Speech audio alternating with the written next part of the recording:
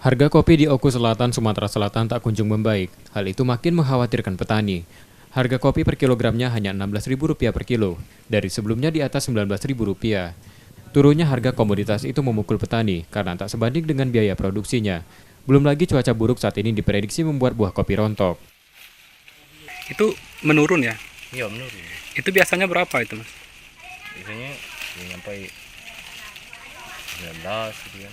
19. Itu berapa ribu penurunan harganya itu, Mas? Lah 3.000 4.000. Oh, hampir 3 ribuan. Itu sudah berapa lama itu harganya itu menurun itu, Mas? Udah lama juga udah. Lama ya? Iya.